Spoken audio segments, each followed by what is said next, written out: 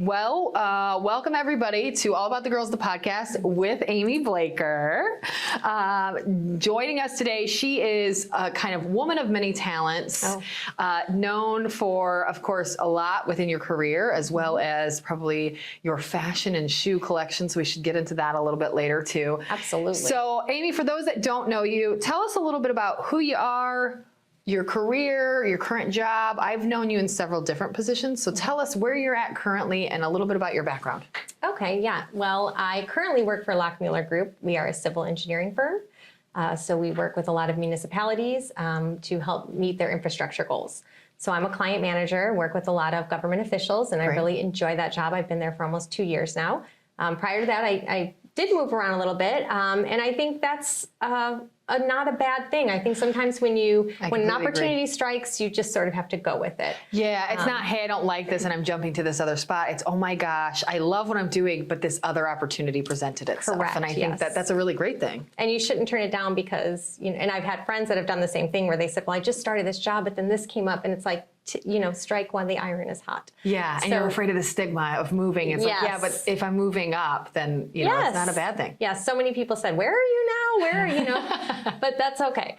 Previously, I worked at Valparaiso University for some time. I worked at Habitat for Humanity, and I worked for Congressman Wisloski as a caseworker in his office. And that's, I think, how I originally met you, was with Congressman Wisloski. So, it's kind of full circle if you think about your previous work with him and then now what you're doing now. It's a great kind of combo. It is, and I'm glad to be back in sort of the politics, government, because that really is my passion. And so I'm excited that my job intersects those two things. So yeah. And through your work and through your nonprofit work as well is probably how we got to know each other, was through your work with Congressman, but also through that nonprofit side of things. You're involved in a ton of nonprofits. You've worked for some in the past. You've helped with the Tobacco Coalition. You've worked with, I think we know each other from the Heels for Meals Committee. One of my favorite events. Yeah, me too. Tell us a little bit about that side of your career. I think your nonprofit work is a big part of that. So tell us a little bit about where you work in the nonprofit sector, who you help, why, who you're involved with.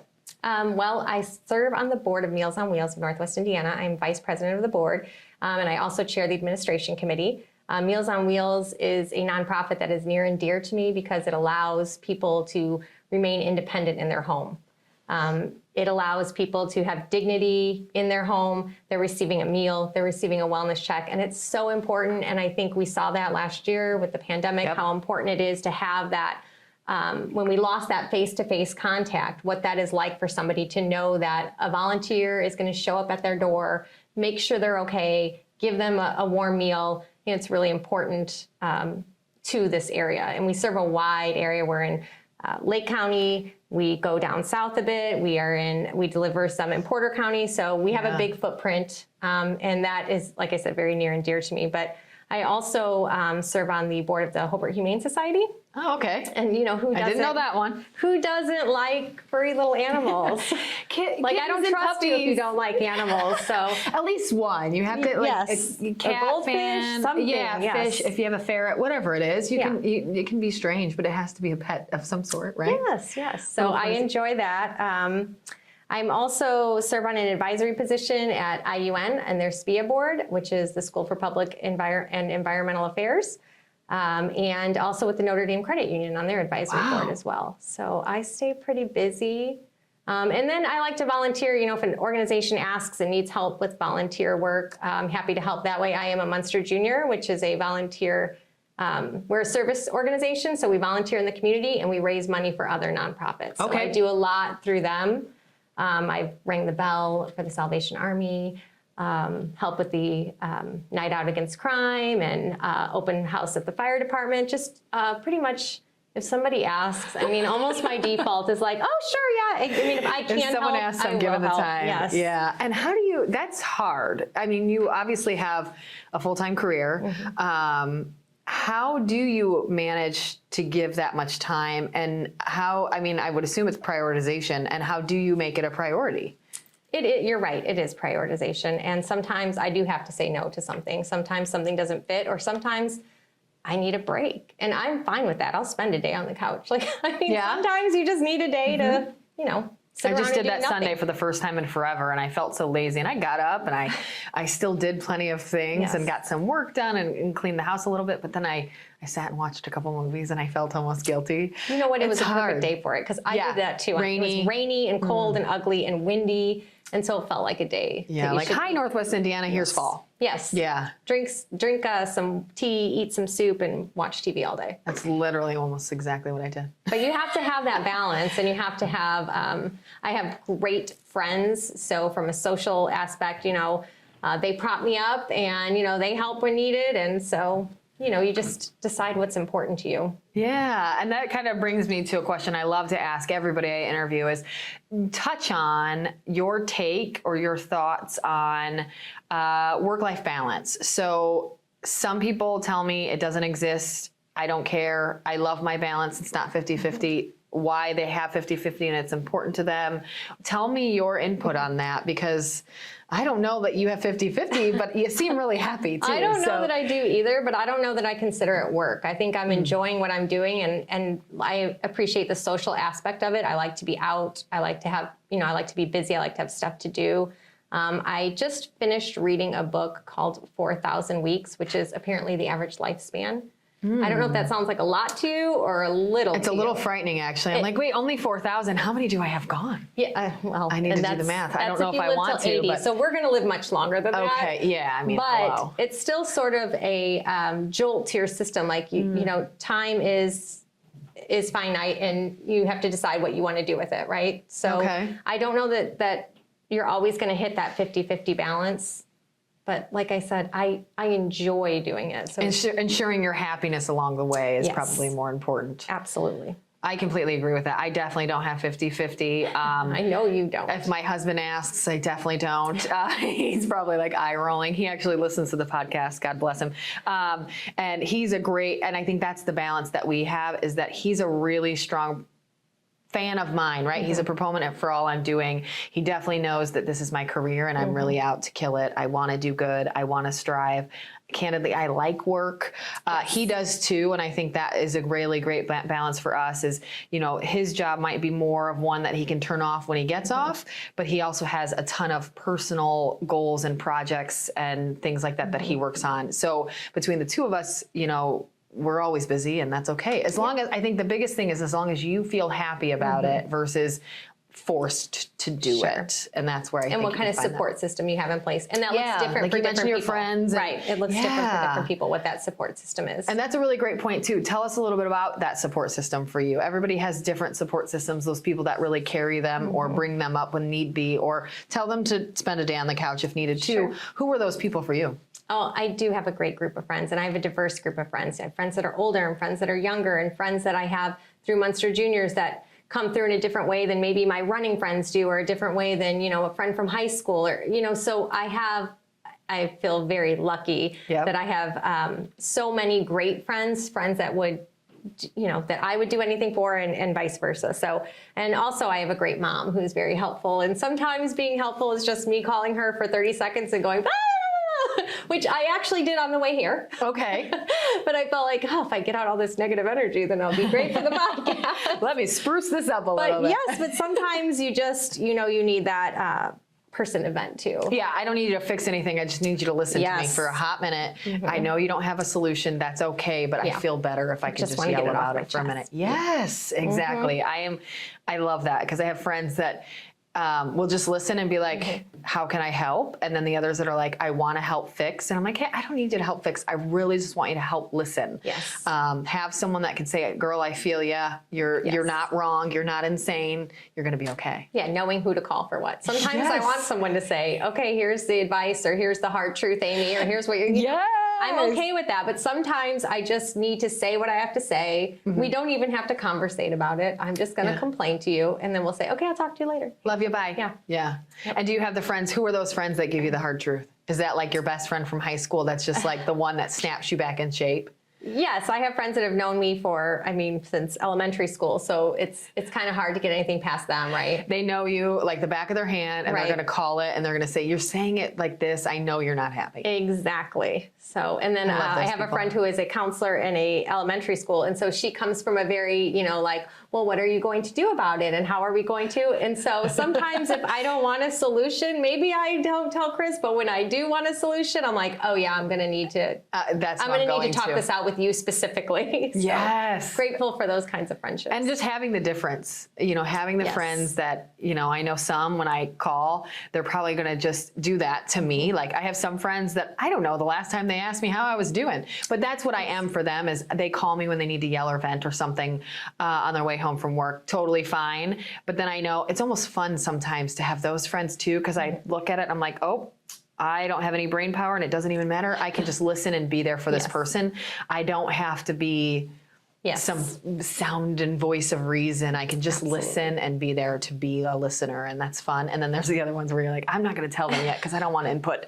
Goodness gracious. And that's a good point because it's not just what my friends have done for me, but what I'm able to do for them. And that makes you feel good as a friend and as a person, right? When you're able to help. I had friends that went through some tough times during COVID or had family pass away. And it's, I think, just as fulfilling to be able to give back to your friends and show them that, they're not alone and that there's somebody here for them. And I see you and what can I do to help you? So, And do you think, this is not on the list at all, but I'm throwing this interview out the window. We're doing it our own way.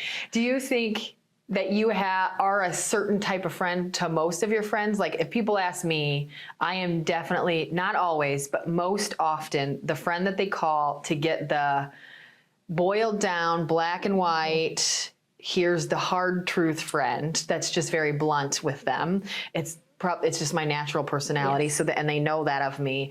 Do you have that specific, or are you a little bit of everything for different people? I think I'm probably much more hard-boiled, Yeah. this is it, but only if you ask me. Okay. Also, I can be very, with my friends, I want the best for them, right? So I'm like, well, why aren't you so Do it this sometimes way. I have to scale that back a little bit. Like it's not your decision, it's their decision or, so, we want the best for the people that are near and dear to us and the people we care about. So Yes. sometimes I can be a little overwhelming, Same. Guilty.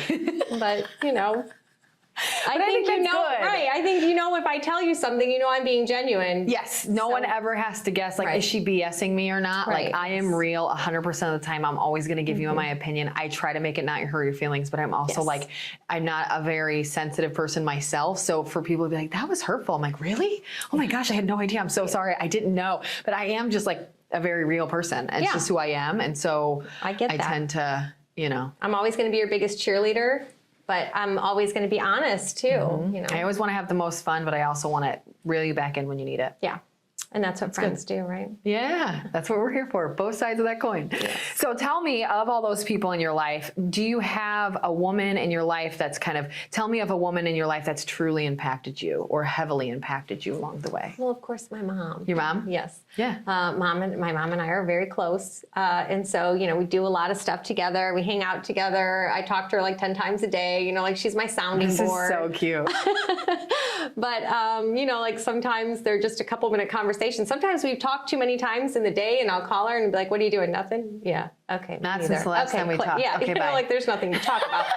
That's fine. But, And is she kind of like your best friend? Like, is your mom one of your best friends? well, Different relationship? yes. That sounds terrible. I'm like, well, I don't know if she's my best. That's not what I mean. But, No, not at all. I think it's just like me and my mom have a good we don't have a bad relationship, but that's not our relationship. It's just very different. We're just not that close. And so I think it's just, if you can say, I think it's fantastic that you can say that. Yeah, we are, I would say we are friends. We do a lot of stuff together. She's a lot of fun. She's a mom, so she drives me crazy from time to Of time. course. And I'm sure I do the same right back to her. But most importantly, I think the thing that I learned from her, and that the reason that I decide to give so much time to philanthropic organizations, is because I learned that from her and the way that she helped people however she could, in whatever way, in whatever capacity. And even when we didn't have much, like what she could do, and I don't mean monetarily necessarily, but there are other ways of helping people. Or Time, bringing effort, people energy. up, or being a support for somebody. And I saw that all the way growing up, and that had a big impact on me. A lot of people that I've talked to, and I'm trying to remember the one specifically, and I can't remember who it was.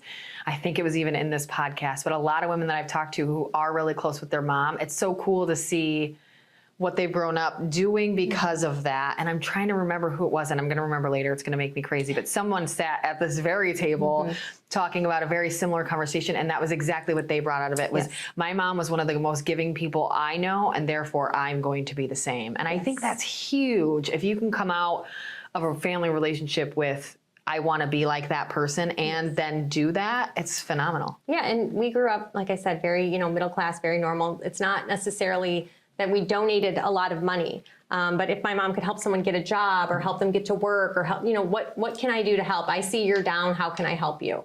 Yep. And so, like I said, that had a big impact on me. I love that. That's fantastic. And tell me about, especially with that in mind, tell me about some kind of significant barriers that you've had to overcome throughout your life and how you did. I think confidence is always a thing, right? When you're younger and you're trying to make your mark and you're trying to get out there, it's really hard to find that inner confidence. And sometimes, a lot of times, I would go to sit around a table and I would be the youngest person at the table, right? That's not happening anymore. And it's very shocking. It's because everyone else is so young. It's not because you're old. Okay, it's that's that a good they're answer. ridiculously That's a good young. answer. But it used to be people would make a joke around the table and they'd be like, "Oh, Amy, you're too young. You You're don't a know what baby." we're talking about." Yeah. And now they make the joke around the table and they elbow me and they're like, and I'm like, "No, I don't know. I'm too young. I have no idea what you're talking about." Absolutely not.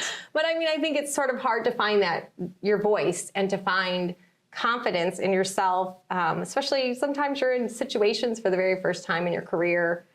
Sometimes you want to say something and you're not sure. Sometimes you say too much. There's just those things that you just learn along the way. And I think finding your inner confidence, I think that was difficult for me. But I think as it went down the line, it was easier for me. It's sort of like a muscle, you flex it and you build it. And I think that's what gave me the courage to leave certain jobs. Like I said, it's not always easy to, I think, for jobs in 5 years or something like that. Yeah, so it's hard to do that, and because people look at you like, gosh, what, but and they do. So Yes, it's hard to say yes to something that you feel is proper when other people aren't going to understand. Right, and that's okay. I don't have to explain it to them either. It only has to make sense to me, so I'm okay with that. Very good. But I mean, I have had people say, "Oh, well, you're not with," and it's not there's nothing wrong with the previous opportunity. It's just something else has emerged, and we're supposed to grow. Yeah. Yes, we are supposed to grow. That is what we are supposed to do. Sometimes it happens really quickly and all at once, and there's a lot of change, and sometimes it takes a really long time. And either way, you have to embrace it. Right. Because I think, how long were you with Vislowski's office? A little over 5 years. See, and I think that's the thing is I spent 5 years with one office, and then I spent the next 5 years moving to my current opportunity. And so while we kind of occasionally get flack for that 5 years of movement, you never got credit for that 5 years of stationary, really hard work within one company. And so it's a little unfair. It's a little biased, right? It is. And so I think it's great that the saying of it only needs to make sense to you. I think that's 100% correct. And we, especially as women, are always overly concerned about that outward appearance and what other people's opinion are, and how do you cut that? And I think that's a really great point, is just having the confidence to say, makes sense to me, and I don't necessarily care what everybody else thinks. Right. I mean, at the end of the day, you only have to be happy with yourself and the decisions that you've made.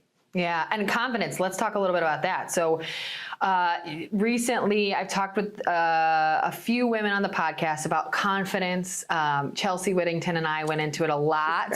She's phenomenal. She is. Shout out, listen to her episode. She's a couple previous. If you haven't listened, everybody should go listen. Yeah, I'm sure. I bet it's entertaining. She is fun. And she's just brilliant. She's got this perfect mix of strong woman, but with a grace that is just hard to find. Yeah, and she's really great at it. But she kind of mentioned, and I hear a lot more women as I grow in my career say this as well, is with age comes confidence, because you just don't have to candidly give a shit anymore what other people think. And is that, you said it, like the more you flex that muscle, is that where you see that confidence coming from?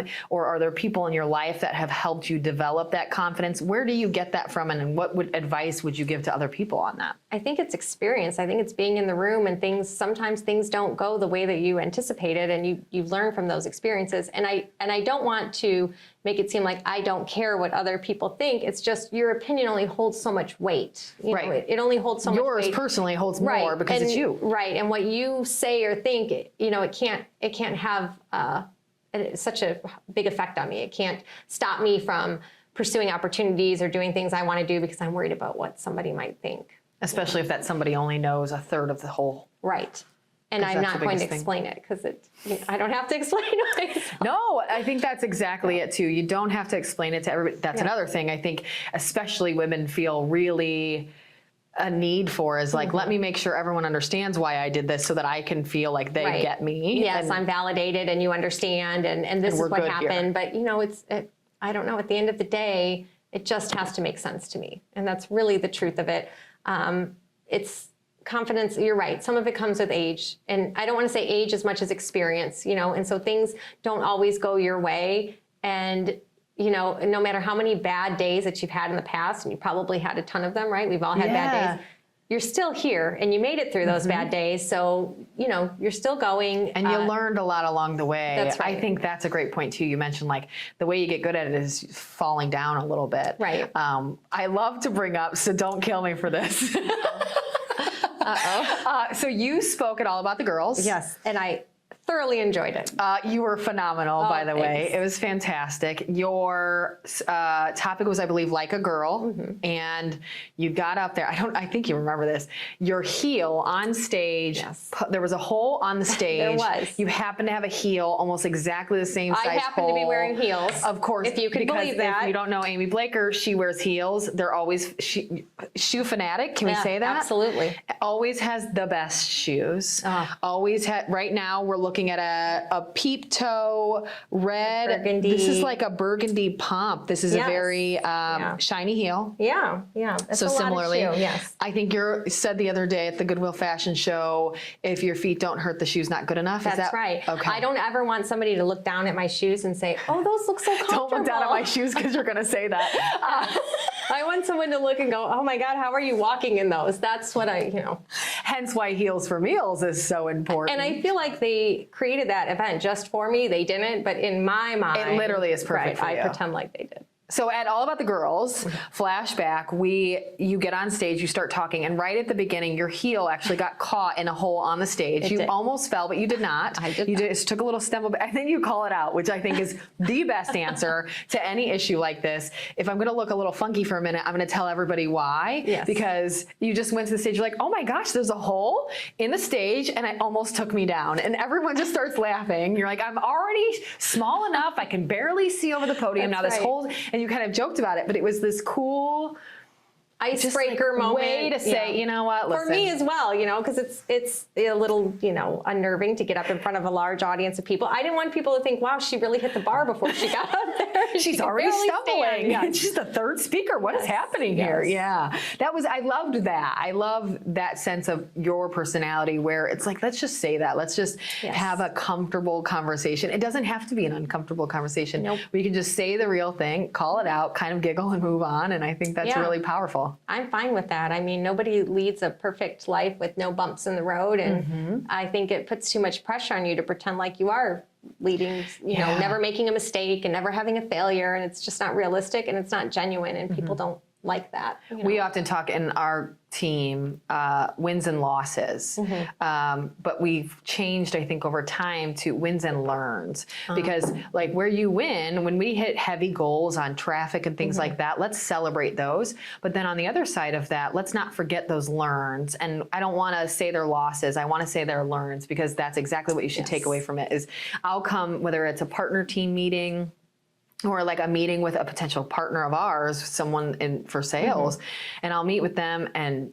Exactly that. Sometimes you've stumbled because you go into a meeting overly confident and then they hammer you with questions you didn't know the answer to and you feel really terrible and you go, how do I always come out of those to sit and try to say, how do I never have that happen again? And then you learn. Never have it happen again. But it's how am I going to react to it? How am I going to change the narrative? Like you said, changing the narrative from loses to learns. Yeah. Because, and it happened to me recently, exactly what you're saying. Somebody asked me a question that I couldn't answer. And, you know, that is never a good feeling, you know, and it's not that I can be so overly prepared in life that that's never going to happen to me again. It's going to happen again. And you know what? I got past it. Yeah. And how can I react better? And how can I learn? Obviously, let's learn the answer to that question so that it does never happen again specifically. Definitely that. But you're still going to have questions you don't know the answer to. It's always going to happen. So I think prepping yourself for that, but then also saying, okay, it's going to happen. And how do I recover? Or I just learned really quickly, let's turn on that voice that says, hey, that's an awesome question. I don't know it off the top of my head, but I will find it for you.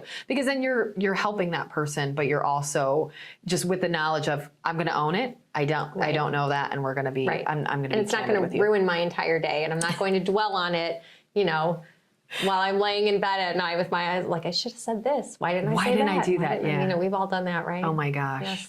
So we've kind of talked about confidence. I love that kind of learning that confidence. I think that's why the women I've talked to keep bringing up, it comes with age. And my friend who is, she lives in Myrtle Beach. She just came to visit recently and we were talking and she said, your 40th is coming up soon too. And I was like, let's not talk about it, but yes.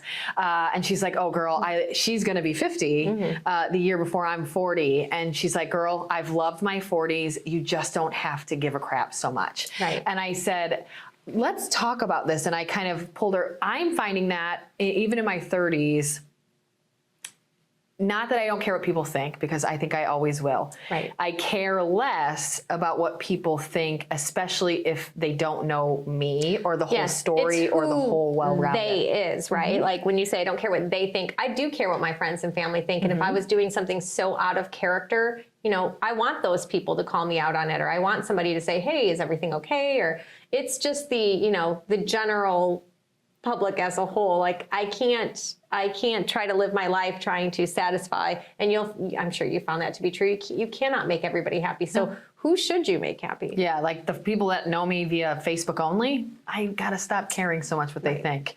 But the people that love me unconditionally, let's always care what they think. Absolutely. And then go ask for their opinion. I think even more so when I was young, it's like this terrible tornado of, not only do I care about everyone's opinion and making everyone happy, I'm not asking the people I care about their opinion and just assuming. And so then it's this weird thunderstorm of all of those things coming together and just kind of making you feel crappy. Yeah, absolutely. But you know, there's only one person who you should really care about. It's the person that you have to go to sleep with at night. Yeah. You know, it's the person that, you know, you're going to have your longest relationship with yourself, right? So you're the person that you need to keep happy, and you just can't.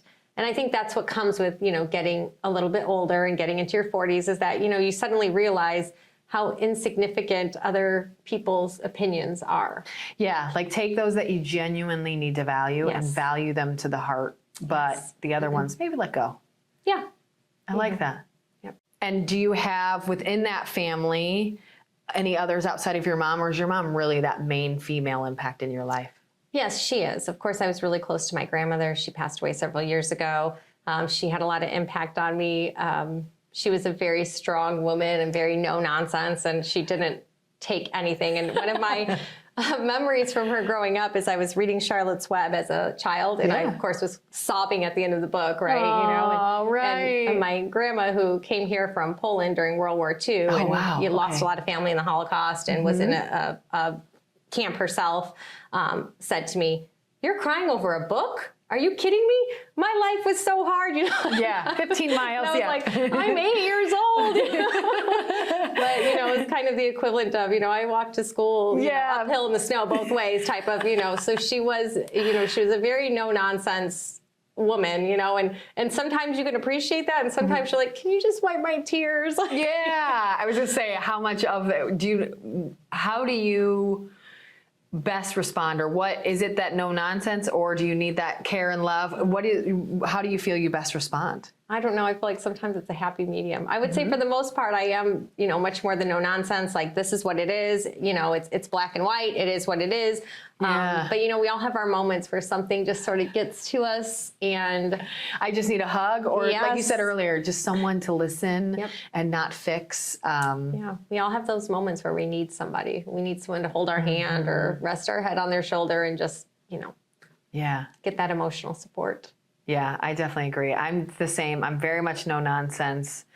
It proves hard to me same thing as I grow older. I learn more about myself. I think that's just a natural path that we take. And the more I learn about myself, I'm like, man, I hope that I'm not actually a robot. And I don't, not that I'm non-emotional. That's definitely not true. Ask anybody in this office. I'm emotional, good, bad, and different. But I think, I don't know. I just communicate in almost a very non-emotional way. And it's not like internally I'm like, you know, no emotions, I'm a hard ass. It's more, I don't know. I just don't put a lot of emotion where it's not needed. And so, but sometimes it is needed, and I assume it's not. And I think that's a tough conversation with yourself to have, to say, sometimes people need a little emotion and some people need a little grace, and where I can improve in that area. And it's hard. I think you're right. Like that happy medium of being able to give it to people straight if you need to, but also being that emotional barometer for someone, or being that shoulder for someone is, I think having a balance between the two is really important. But for me, it's something that I find very hard. And it's hard to know when, right? But I mean, I think for me, it's like, I want to think of things very logically. You know, I want to know why. So I'm less invested in the emotion. I want to know what happened, you know, like why, what is going on here? How can I tie this up in a bow and, you know, move it, you know, but first I have to know why. Like, you know, I want to understand it. And maybe that feels a little less emotional. Yeah, I agree, because I'm a fixer. So I don't want to wallow in the emotion of it. I just instantly say, okay, give me the details. What's the problem and how can we fix it? But I think that does come off sometimes robotic, even though best intentions in the world. Right. Okay, so let me ask you a question. When you do that, do you find yourself coming back to that like weeks later after you feel like you should have already moved on from that? Do you go back and you say, oh, I should have done this, or, oh, I'm really feeling this now? With age, yes. In my 20s and most of my 30s, not even a bit. Everyone's wrong. I'm right. What are you guys talking about? You know what I mean? But as I grow in age, I think I grow in just like the perspective of other people, and best intentions in mind, I don't always come off the way that I hope I do, or the way that I want to. And so I look back at that. Yeah, exactly. And we look back at it later. And I think that's what I'm doing now, which is a bonus, and kind of the learned lesson is I am looking back at that later and saying that, like, okay, I could see how that could be a little robotic, or seem a little not non-emotional, but almost like, or it did bother me. I didn't think it did at the time. It's not that you're pretending that it doesn't. Maybe you're just not fully processing it. And now that you've had some time to think about it, you're like, that did bother me, or I am upset about that, or I'm mad that this person did that, or you know. I think so. I almost always will have weird thing happen. You're in business. You'll have that weird thing happen where that guy says that creepy thing, and you kind of laugh it off, and then you get in the car and you're like, screw that. Why did I say something to that person? And I'll go home and I'll tell my husband, and he'll be like, why didn't you say something to that person? Yes. I don't know. It didn't seem like a big deal until later, but I think we are all moving so quickly that sometimes the feelings get skipped until later, and it's just the process of fix and move on.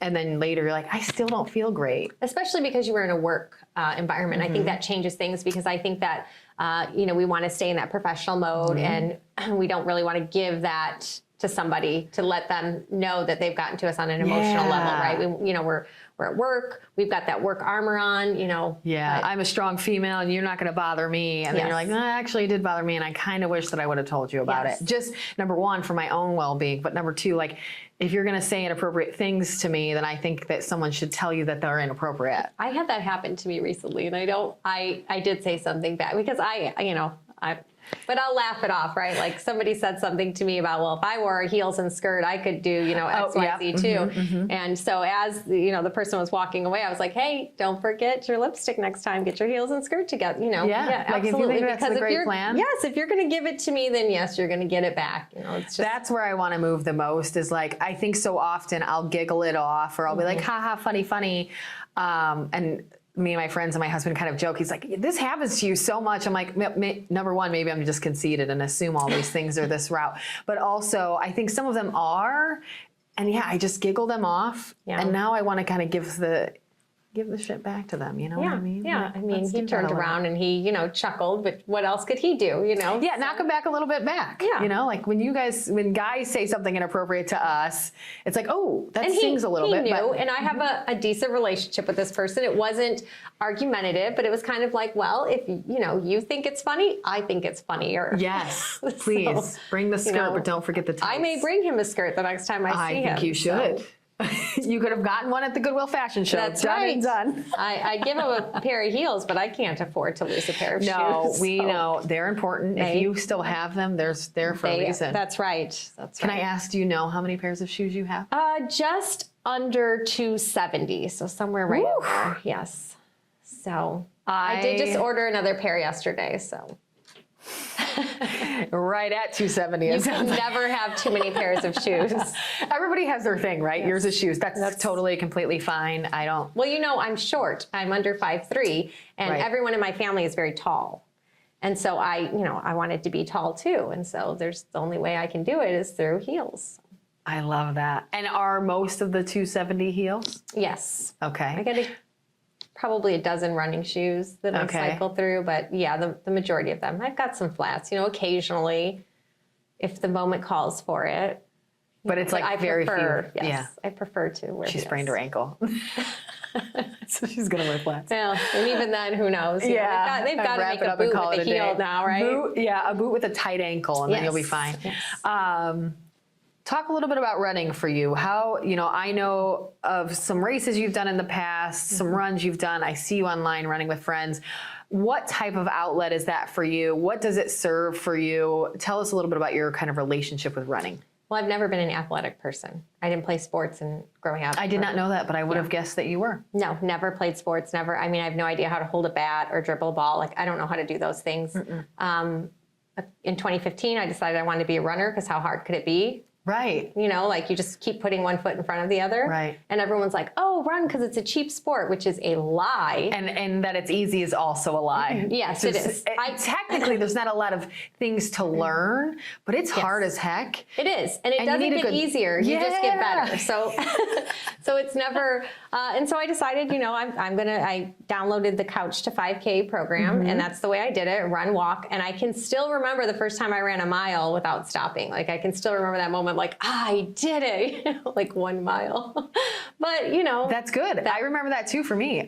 Same thing. I started running when I ran a little bit before I moved back to the region, but then when I first got here, I joined a run group. Shout out to Tricia Shaw. She used to be a lifer and now was the one that got me back into running. I joined her run group, and that's what it was she had started a run group with some other folks to help people learn how to run. And that's what we did was like the Couch to Fit. It was like 20 seconds running, 10-second walk for a quarter of a mile. And the next week, a little longer and a little longer. And then you're running a full mile, no breaks. And you're like, hey, did you guys just see what I did? Yes. This is incredible. Yes. Do you know who I am? You probably should meet me because I just ran a mile. I don't know who I was when I was running because as it turns, and I ended up joining a running group and I made some great friends through running. But more importantly, it is sort of that release for me. I go out for a run in the morning and it is a quiet time. And it's that moment where, people say, do you listen to a podcast or do you listen? I mean, I do listen to music, but I don't even know what's playing after a couple of you're in your zone, you're zoned out for sure. Yes, and it's a good time for me to just sort of process. It's a great start to the day. I prefer to run in the morning because I feel like it sets the tone for the day. And like I said, it's almost more of a mental release than a physical release. Yeah, and what's your favorite distance and what's your longest distance that you've done? I love to run a half marathon. It's just far enough to have something to train for, but I can still wake up the next day and put my high heels on. I started training for a marathon a couple of years ago. I got to 18 miles and I was like, I enjoy running. I enjoy getting up in the morning and going for a run. When I was training for the marathon, I was like having another full-time job. It really is. Yes. And kudos to people who do it. I mean, 100%, like it is a major accomplishment. But I just decided I don't actually want to do this. Like, I know it's supposed to be the next box that you check after the half marathon, right? Then you're supposed to do. And I was like, no, I don't. I don't need the weight of other people's like, oh, when are you going to run a marathon? Probably never. So Yeah, thanks for I asking. used to want to aspire. Same thing. I've done several halves. I love them. I think Yes, it's a similar. good It's distance. a great distance for you can still function the next day. Yes. For me, it's the perfect distance where it's very impressive to talk about, Yes. but very doable as well. Where I'd be like, oh, I ran a half marathon. People are like, what? Are you serious? You're like, yeah, of course. Like I've done a couple. It's fine. And they're like, oh my gosh, that's so cool. So you can feel really good about the distance. It's not something that everyone does, but. Right. Then I worked on speed, several. you know, so I wasn't going to work on distance, so I worked on speed. And I got to a point where, you know, and there comes this point when you're running races where and it's hard for me to accept, but you're not going to get any faster. Like I've already run my fastest, I'm sure 5K and I'm sure half marathon. Right. But the point is I still want to enjoy running because it's something that is part of my life. It's something that I do almost every single day. I run 6 days a week and I don't want it to become something I don't enjoy anymore. Right, a task Right. versus, yeah. Another thing I have to check off, like, oh, did I get my run? And that's how training felt. And that's when I realized this isn't, it's for lots of other people I know. And I mean, I have friends that run 100 milers. I mean, I have friends that, yes, run a 50 miler or 100K and I cheer them along. And As long as they love it, that's great. It's just maybe not for you. And they do, but it's not for me. I completely agree. Yeah. Half That's is great, okay. but Yeah. when you cross that finish line, there's no way I could ever imagine turning around and going back. No. Are you No. crazy? No, I'm going to die right here. I'll be fine. Yes. But like, come get me in an hour and don't expect me to go back. Yes. That's insane. Yeah, and then you finish a marathon, and the first thing people ask you is, what'd you finish in? And it's like, I just finished running. Does it matter how fast I finish? Like, and I I'm finished. still talking. Yes, like, I need you to be impressed with that only. yeah. So, I think we've mentioned on the podcast, Deanna Grimes is Yes. A runner, a friend of ours, a well-known runner in the region, and she is trying to do a half in every state. Wow. I don't remember. She can kind of add us, girl. Tell us where you're at. But I know it's, I think above half. oh, I wow. think she's above a superstar 25. runner too. You know, I Yeah. follow her on Insta and I see her run. Yeah, Yes. and it's just she posted the other day like I don't want to lie, I loved this run, and you're like looking at her mileage just like 12 point something. I'm like, I love you. I kind of hate you, but I love you. Sometimes you love a run and sometimes you don't love a run, but no matter what, you're done with it, right? It's over, you did and it. that's the thing is like everyone's always like, don't you hate it? I don't know that I've ever done a run that's not true. I've done very few runs where while I'm running, I'm like, this is fantastic. It's always that finish line for me Yes. or the start point. Like, oh, I'm so glad I got up. I'm so glad I'm here. This is going to be a great morning.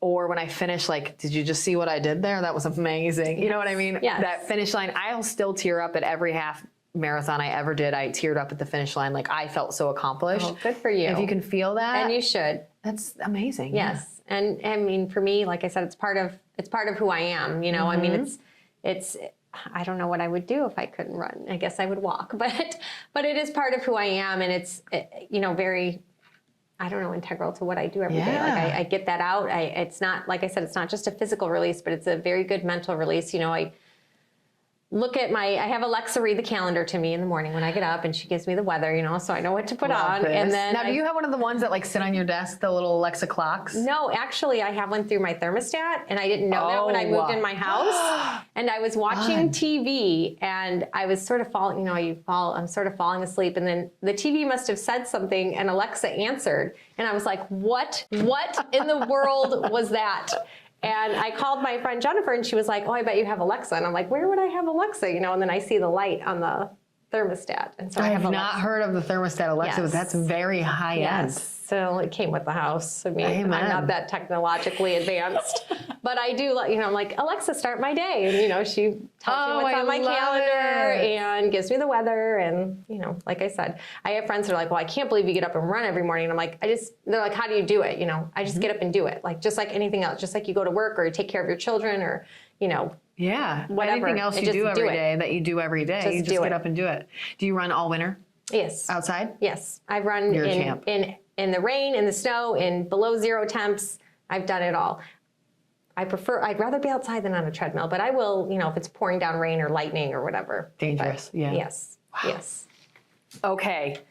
So are you ready for our quick response questions? Okay, yes, this is the speed round. Speed round. Where all Here's- the points are doubled. Yeah, Let's go. here's the All right. buzzer. Okay. Oh, For anyone that hasn't heard it, if you don't answer fast enough, then you get buzzed. Okay, no pressure. All right. Shout out Deanna for the buzzer. Okay, first up, how long do you sit at a green light before honking at the person in front of you? Like 4 seconds. 4 seconds. You're a get going or go. Yeah, yes. Okay. It's green. It doesn't get any greener. Okay, I like it. Degrees of green. It's green. Let's go. Do you want to know why? Because I'm running late everywhere. And I just want to point out that I was here Early. on time, like 4 minutes early. 4 minutes early. Right. Yeah. And I brought your Amazon package in. So that took like 30 She got our seconds. mail, which Yes. took time. Yeah. So I just want to point that out. So yeah. I was early and I got your mail. You're welcome. What woman would you most want to have a drink with, living or dead? Queen Elizabeth. And what drink would you like to have? A martini. Shaken, not stirred. Of course, probably dry as heck, I would Yes. assume too. Okay. What is one big thing that you have yet to accomplish? Going back to school for another degree. How many degrees do you have? I have my bachelor's and a master's. But you want to get, do you know what you want? No. You just want to go back? Yes. I'm literally a the lifelong opposite. learner. I love like- this. yeah. I want to learn, but I don't want to go back to school. I don't get know that. why. I'm just like anarchy. I don't want to do it. I get that. What would be the title of your biography? Oh, This one trips people up the most. I don't know. The higher the heel, the better you feel. Oh my gosh, that's amazing. A life lived in shoes. The higher the heel, the better you feel. Very good. What is your favorite day of the week and why? Mondays. Good answer. Why?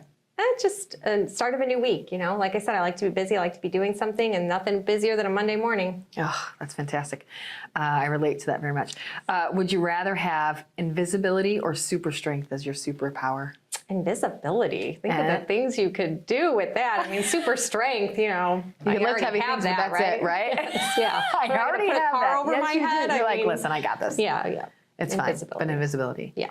Now, would you be, with invisibility, would you be the person that then goes in and is like sneaky, like, let me hear what you think about me? Yes. Okay. I don't know that I would want to know, but you would want to know. That's a good point. I don't know. I go back and forth. Maybe not what you think about me, maybe, but I mean, hearing people's conversations when you're not around, right? Yeah. I would love to know more I would love to know how I come off to people. I think that helps with that Yes. kind of whole robotic thing that I struggle with. Yes. Is like, how are people seeing me so that I can adjust? That's a good point. I always tell everybody here, like, tell me. Yeah, I think I'm nice and friendly, but I did a role-playing thing with the Valpo Leadership Chamber, and I made somebody cry, and she was really crying, and I was like... And somebody was like, well, Amy, you really come off very mean. And I'm like, well, first off, we're role playing. So even if it wasn't right, serious. You know, like, I'm like, I am a nice person. You really are. Yes. But then it's so interesting. Isn't it shocking if you see how someone else takes you when Yes. you're not being mean? Yes. And that's when you say invisibility, what would you want to hear? I'm sure you've had the opportunity to sit in on the conversation, then you hear somebody else retell it, and you're like, that's not what I took away. That's not what, yeah. I mean, I'm not saying that that's not what happened, but that's certainly not the way that I interpreted the conversation. Read it, yeah. So I Okay, think that's a that great would be point. interesting. You know, people interpret things differently. Yep. What carnival ride do you hate the most? All of them. Thank you, amen. I'm with you. You hate all of them. Yes, No roller coasters. I like my feet on the ground. Great. Now, will you go to something small, like, I guess it's not technically small, but softer, like a Ferris wheel? I don't even like that. No. No. That's okay. really like high. that's like my extent. And it moves. I mean, I've been on one, and that once was not enough. loving it. Yeah. Okay. And have you ridden the others, but like they're just too much for you, No, they're or too much for just me. not even going to go there? No, when I was a kid, I was small, short and small, and I couldn't get on any of the rides. And my mom would always be like, "They're dangerous anyway," which I'm sure she told me because all the other kids could get on the rides, you know. And Yeah, so that's she's just trying to make it been like, feel a little I'm like, better. oh no, those are dangerous. Or they probably are a little Yeah, dangerous. yes. And I was like, they put those up in like 20 minutes. You don't know what that is. Thanks, Mom. I mean, they're not wrong. That stuff goes Yeah. up and down real quick. does, So if I don't need to be a part of it, I feel like Yeah, that's I'm good. fine. I'm good. I like my feet on the ground. Well, that's all I have for you. Oh, I How do made you it without feel? a buzz. No buzz! Yay! Way to go, Amy. You did really. I was literally like 5, 4, Oh, you were 3 for the biography one, but you were you were right on it. So Okay. I think you just got out of it. A life lived in heels. A life lived in heels. I like both, actually. Okay. I don't know. Like, Well, when I get maybe around to that life writing lived it. in heels is the title, and then there's a slogan throughout Sure. that is the higher The the heel, the better you subtitle. feel. Yeah, the There you subtitle. go. Yep. I think that's it. What's a book without a subtitle? I mean, it's lame. That's what it is. Yes, sure is. Especially if it's a heel pun. I mean. Absolutely. Well, thank you. Anything you want to mention, any projects you want to mention, anything to our listeners that you want to mention before we go? Do you feel like you've given enough, Amy? I feel like you've asked me a lot of really hard questions today, and You went through it. You made it out the other side. I don't know that I have anything else to say. I love it. Well, everybody, here is another episode of All About the Girls in the Books with the incredible Amy Blaker. Stay tuned for more episodes to come and check us out. Make sure you find us on Facebook, social media, through NWI Life, all of the life sites. GreatNews.life is our corporate site. And stay tuned for more incredible podcasts with more amazing women. Talk to you guys soon.